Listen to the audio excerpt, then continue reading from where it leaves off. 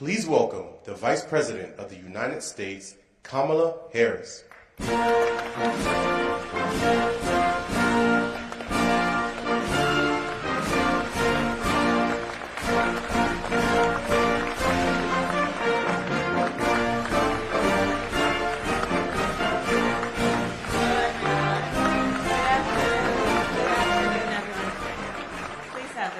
Good afternoon.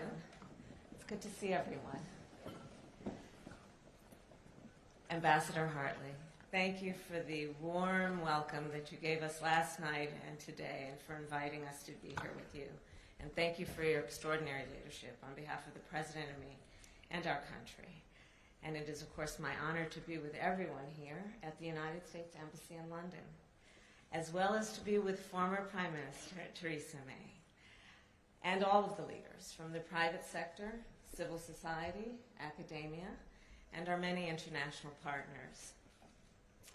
So tomorrow I will participate in Prime Minister Rishi Sunak's Global Summit on AI safety to continue to advance global collaboration on safe and responsible use of AI. Today I will speak more broadly about the vision and the principles that guide America's work on AI. President Biden and I believe that all leaders, from government, civil society, and the private sector, have a moral, ethical, and societal duty to make sure that AI is adopted and advanced in a way that protects the public from potential harm, and that ensures that everyone is able to enjoy its benefits.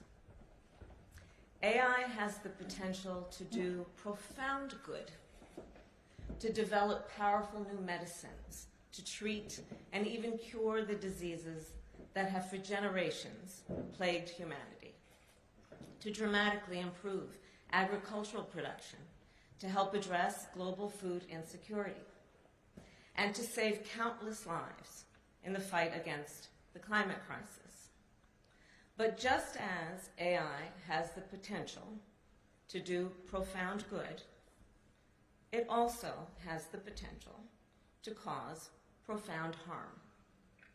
From AI-enabled cyber attacks at a scale beyond anything we've seen before, to AI-formulated bioweapons that could endanger the lives of millions of people. These threats are often referred to as the existential threats of AI, because, of course, they could endanger the very existence of humanity. These threats, without question, are profound, and they demand global action.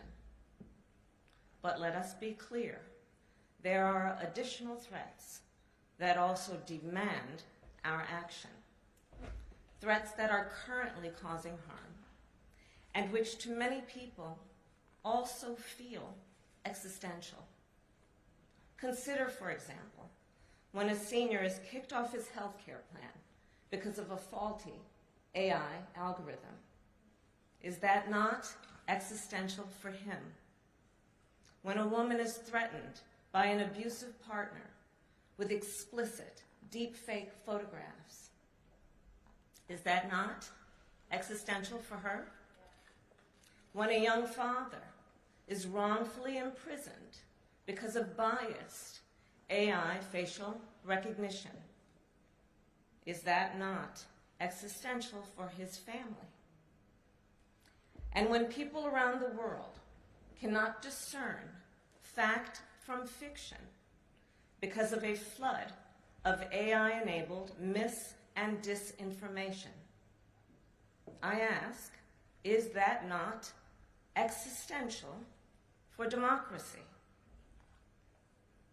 Accordingly, to define AI safety, I offer that we must consider and address the full spectrum of AI risk, threats to humanity as a whole, as well as threats to individuals, communities, to our institutions, and to our most vulnerable populations.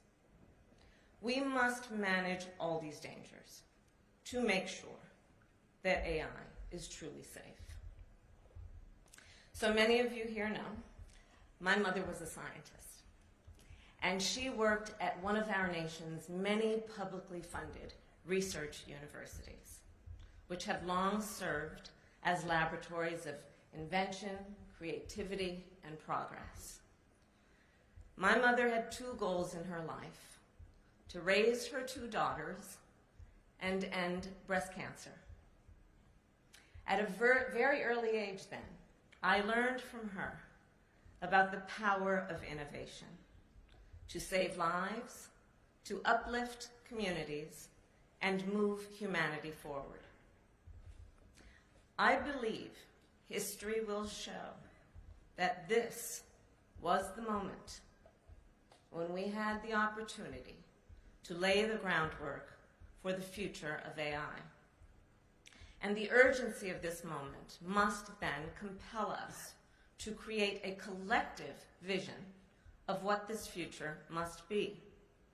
A future where AI is used to advance human rights and human dignity, where privacy is protected and people have equal access to opportunity, where we make our democracies stronger and our world safer. A future where AI is used to advance the public interest. And that is the future President Joe Biden and I are building.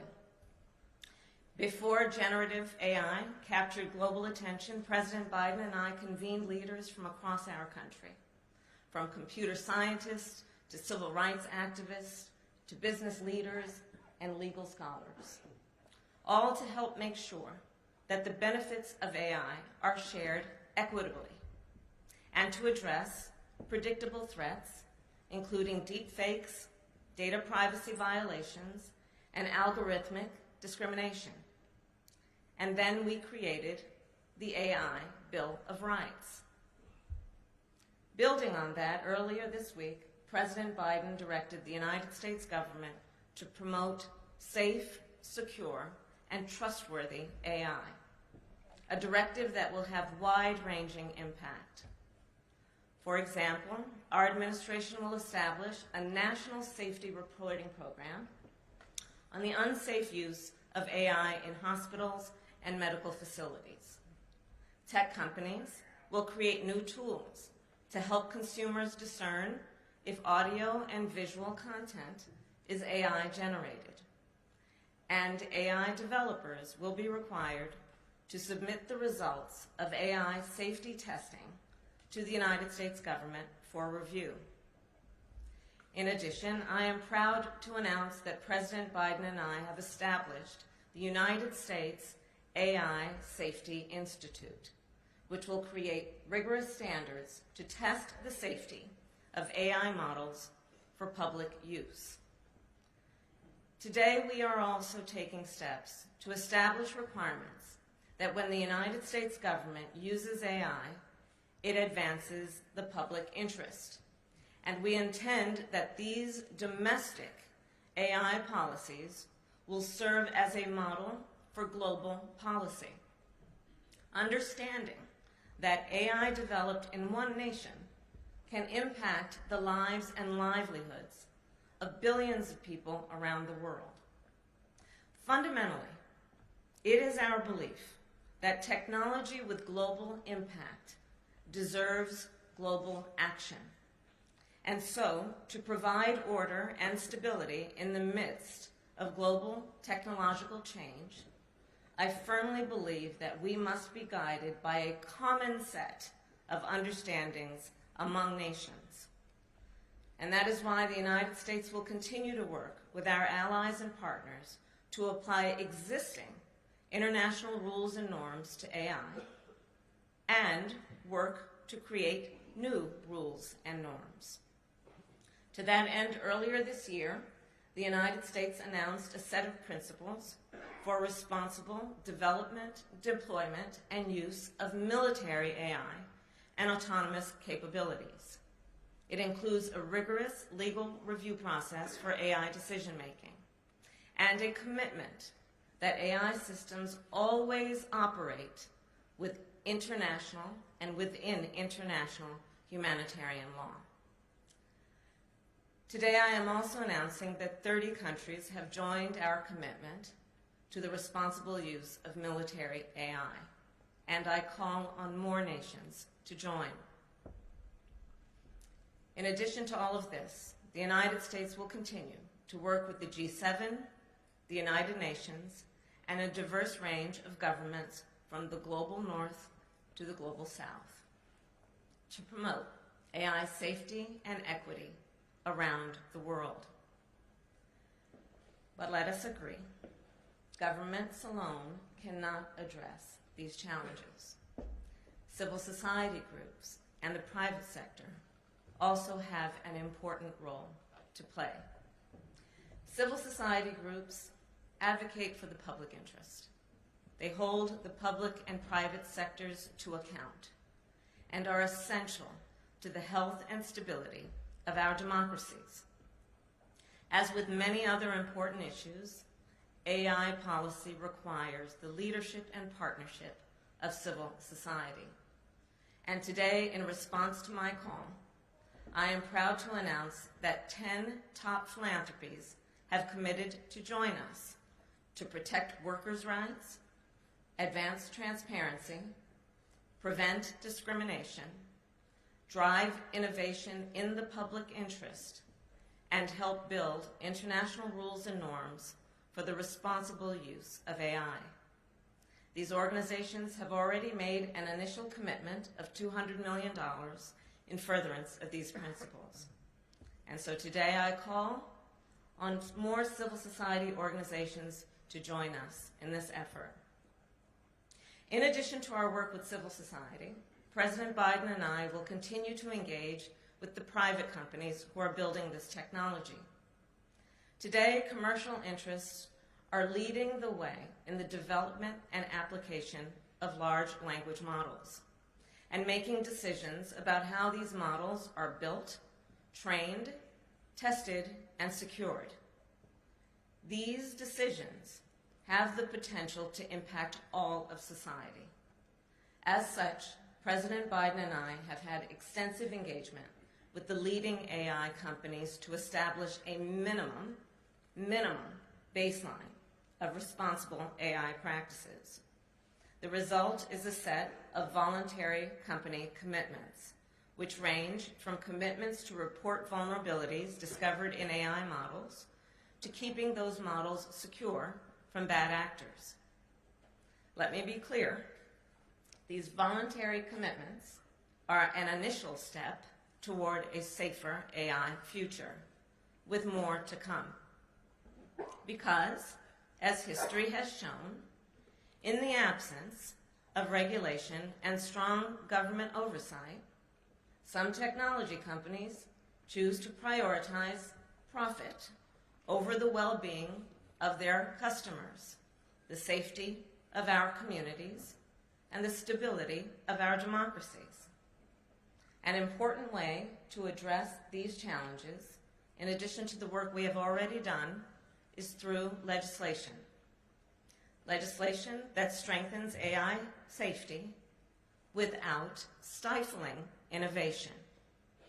In a constitutional government like the United States, the executive branch and the legislative branch should work together to pass laws that advance the public interest. And we must do so swiftly as this technology rapidly advances. President Biden and I are committed to working with our partners in Congress to codify future meaningful AI and privacy protections. And I will also note, even now, ahead of congressional action, there are many existing laws and regulations that reflect our nation's long-standing commitment to the principles of privacy, transparency, accountability, and consumer protection. These laws and regulations are enforceable and currently apply to AI companies. President Biden and I reject the false choice that suggests we can either protect the public or advance innovation. We can and we must do both. The actions we take today will lay the groundwork for how AI will be used in the years to come. So I will end with this. This is a moment of profound opportunity. The benefits of AI are immense. It could give us the power to fight the climate crisis, make medical and scientific breakthroughs, explore our universe, and improve everyday life for people around the world. So let us seize this moment. Let us recognize this moment we are in. As leaders from government, civil society, and the private sector, let us work together to build a future where AI creates opportunity, advances equity, fundamental freedoms and rights being protected. Let us work together to fulfill our duty to make sure artificial intelligence is in the service of the public interest. I thank you all.